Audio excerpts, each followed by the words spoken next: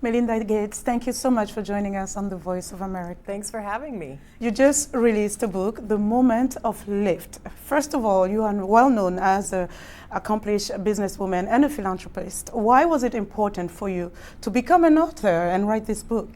Well, I have met so many women and families over 20 years of foundation travels to many, many, many countries. And the stories these women have shared with me about their lives have called me to action, and I wanted to write a book that would call others to action because I believe that equality can't wait. When we make women equal in society, it lifts up their family and society, and we need to make sure that we really get true equality for women all over the world. So when we talk about equality for women, how would you describe it? What are some of the basic steps? To me, equality for women shows up when they have their full voice and their full decision-making authority in their home, in their community, and in their workplace. If we can make sure women have that, you will have true equality in society for all women. So why did you think of this title, The Moment of Lift? What is the moment of lift? Well, when I was a little girl, my dad was an Apollo engineer, and he worked on that first mission that went up to space. And my sister and I would get to be in our jammies late at night watching that rocket take off. And I love that moment when the engines were ignited and the earth was shaking and rumbling, and that rocket would lift off against the forces of gravity that pushed it down and head off to the moon. And I thought about women, and I have thought about all the barriers that hold us down in various societies. And if we could remove those barriers, we would get this moment of lift for women and men all over the world. And let's talk about some of those barriers. You've traveled around the world working in empowering women and girls. What are some of the commonalities you were able to see, to witness? Well, I see so many women that if we allow them as a world to have access to contraceptives, what we know from society after society around the world is once a woman has access to contraceptives, she can time and space the births of her children, she can continue her education, she can work in the workforce if she chooses. Her kids are healthier, she's healthier, the family's wealthier and better educated. So that barrier, every society has to make the transition through contraceptives first. If women have access to contraceptives and their kids and they have good health, the next barrier you have to remove is education. Because when women are educated, it changes absolutely everything in their family and even the decisions they make and what they go do in the world. So you went to an all-girls Catholic high school, so did I actually. And one of the things that I can remember is contraceptive is not part of the discussion, not very often at least. So what prompted you to really turn your interest into enabling women to have access to contraceptive and as well as family planning? Why is it such an important part of your work? Yes, so I was meeting so many women around the world, and I would be there to talk about vaccinations for their children, which they were thrilled to talk about. They said, I walked 10 kilometers in the heat to get them, I know the difference. But when I turned the questions and let them ask questions of me, they would say, but what about my health? What about that contraceptive that at this little clinic I can get vaccines, and I used to be able to get contraceptives and now I can't? And it was through these rallying calls from women saying, why isn't the world allowing us to have these anymore, that I came to learn and realize the difference they make in women's lives. And 200 million women are asking us as a world for contraceptives. It's a very inexpensive tool. We use it in the United States. More than 90% of women use it in the United States and in Europe. And yet if we don't allow women to have that tool, we don't provide it, they can't lift themselves out of poverty. And so I started to realize that was a really important piece of the work. Mm-hmm. And you say in the book, as you worked to empower women, others have empowered you. How so? I think by other women sharing the stories of their lives, I would often be coming back from various countries in Africa, Malawi, Mozambique, Tanzania, Senegal, and as I was flying home, I kept thinking of all these barriers I would see holding women down in Africa. And I would, across the continent, and I would think, oh, if women could only have this barrier removed or that. But it was then their stories that helped me turn the question back on the US and say, how far are we really in the United States? Okay, we've made some distance, but less than 25% of people in Congress are women. Less than 5% of Fortune 500 CEOs are women. If a woman wants to start a business in the United States, less than 2% of venture capital funding goes to women-led businesses. So they helped me see, call to action, what needs to get done around the world, not just in their own countries and where we can help and intervene, but really in our own country too, in the United States. So you talk about stories of women in the book. You also bring some of your stories in the book, and you are known to be a private woman. Why was it so important for you to share your own stories? You talk about abuse and other stories. Why did you do that?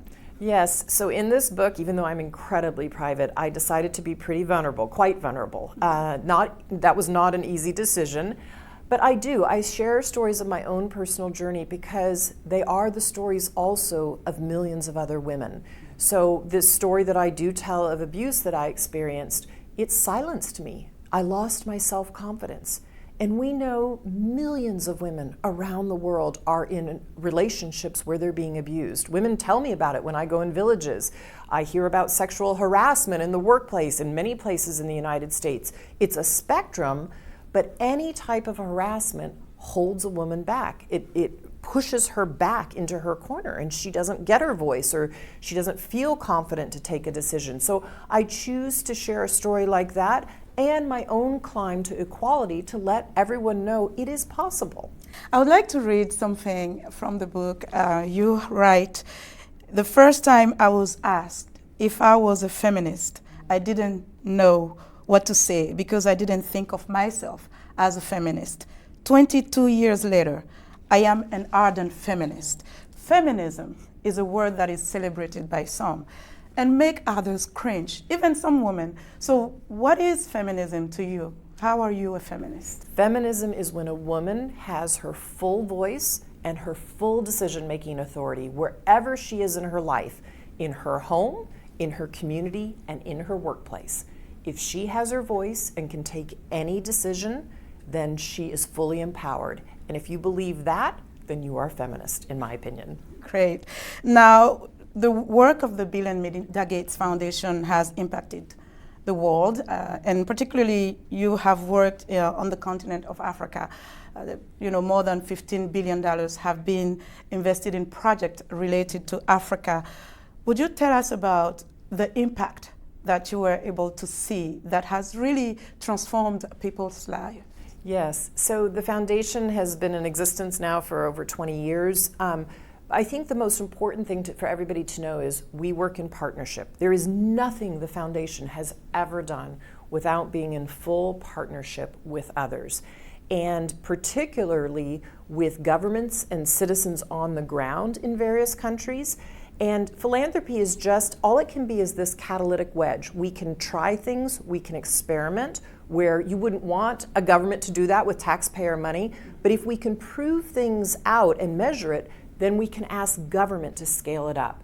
And so I think one of the foundation's biggest successes has been in vaccinations. Why is childhood death down, cut in half since 1990? Two enormous reasons: vaccinations and malarial bed nets. And we're part of two large-scale partnerships that we have worked on to scale up vaccines in many countries in Africa and all over the world, and to make sure that malaria bed nets through the Global Fund are distributed to women who sleep under them and keep their kids under them, and it keeps them alive. So speaking of vaccinations, vaccines have helped the world rid certain diseases like smallpox. Today we see a resurgence of measles. And one of the reasons is because some parents in the United States refuse to vaccinate their children. How does it make you feel?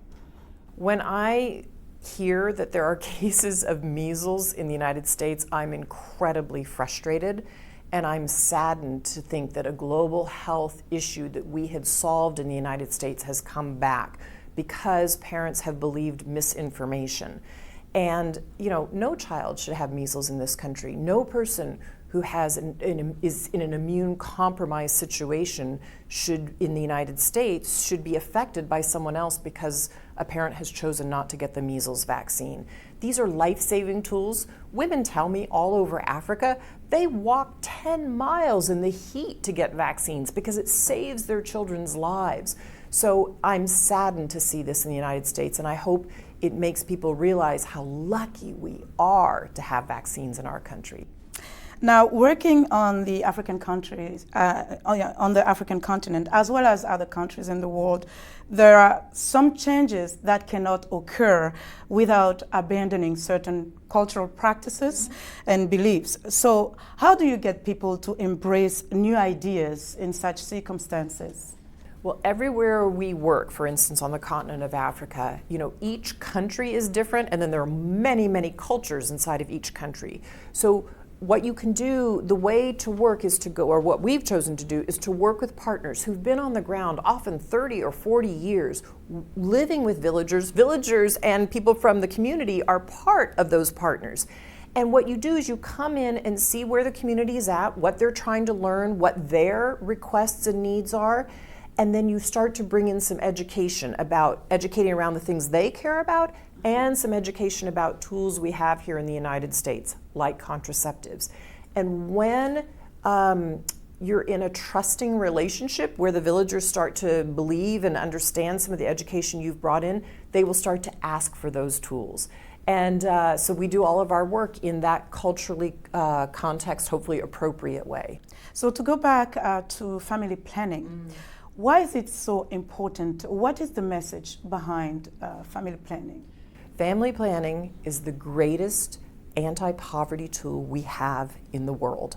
When a woman can time and space the births of her children, her family is healthier, her entire family.